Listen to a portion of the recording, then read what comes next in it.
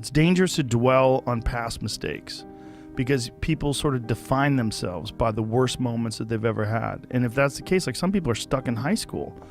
You know, they're stuck in failures that they had like when they were first getting jobs, and they always think that they're a loser, and they don't like the feeling of failure, so they keep low expectations so that they never have to feel that. You got to get through it. You got to get through bad feelings. You got to get through failure. It's very important, and you get through it by just picking yourself back up and moving forward and going. It just, those feelings of failure are so hard. They're so hard to get over, and they overwhelm people, and some people can't get past them.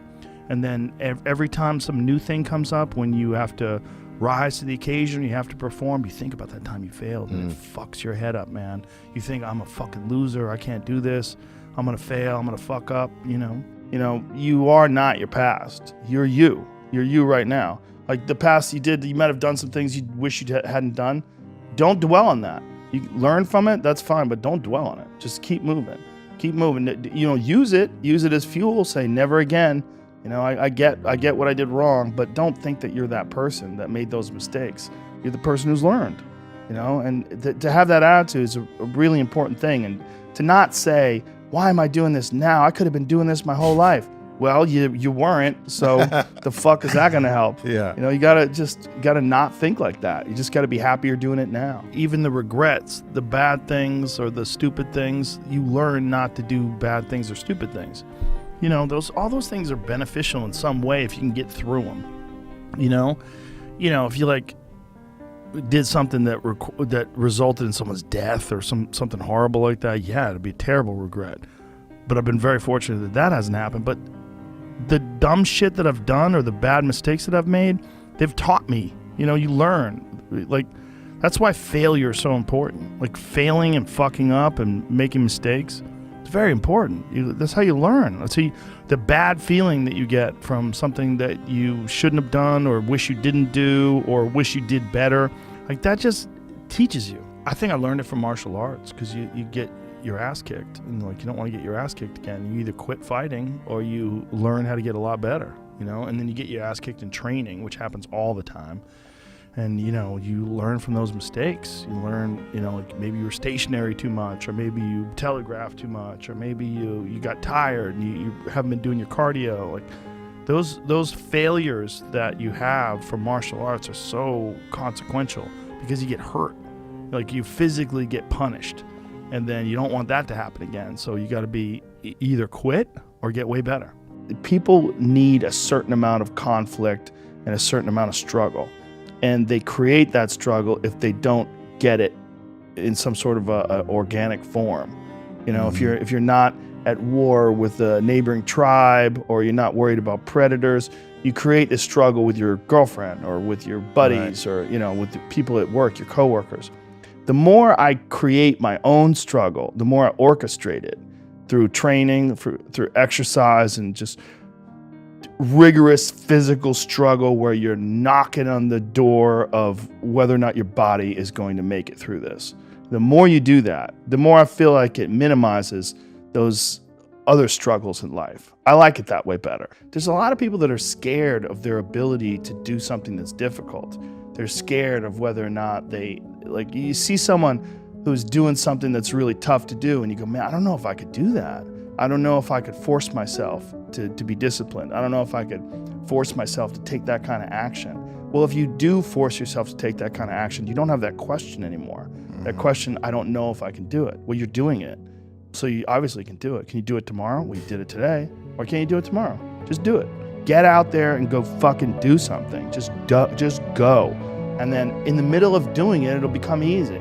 Even if it's not easy, even if it's hard, it's easier than not doing it and wishing that you had done it. People are fuel, and other people, it's one of the reasons why I like talking to people, one of the reasons why I like to do podcasts, because I get a lot out of, just talking to you about your time in the monastery or your push to get to that 100 miles. You get energy out of people like that, and you think about this energy and you think about this inspiration when you're doing other things.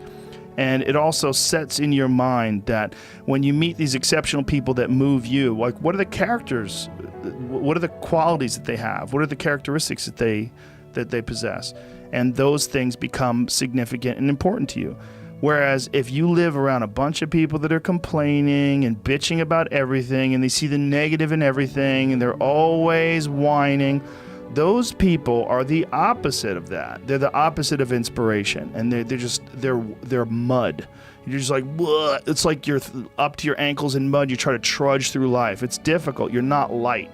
It's not pushing you. There's not a wind at your back. The wind's in your face, and it's rough. You know, you can go on Instagram and you see a million of these inspirational quote pages, and they're run by people that are probably depressed.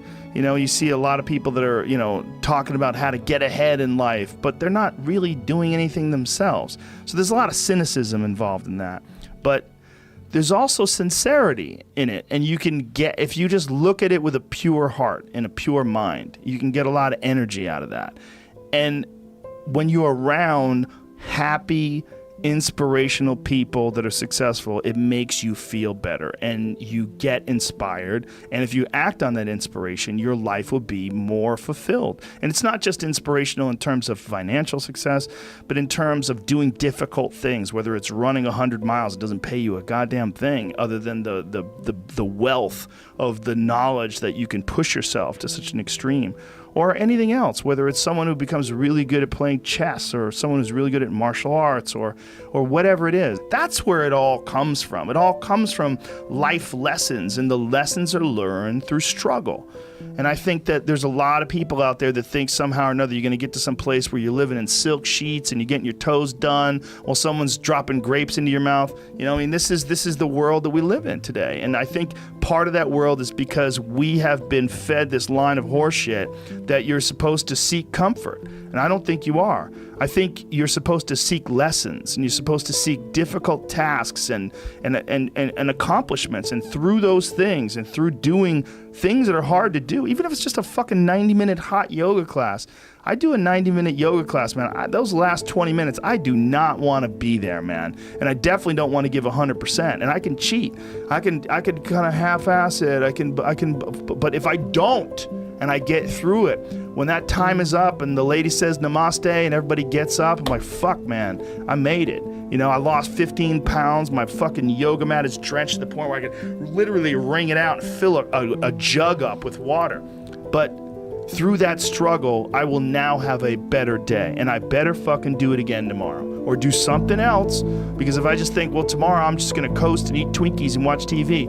Oh, hello sadness, my old friend. Hello depression. Because when you're not doing anything, you feel like shit. And that's just a part of being a human being. And we can pretend that we're something other than what we really are. And we can pretend, nah, me, man, I'm just cool, just chilling, doing nothing.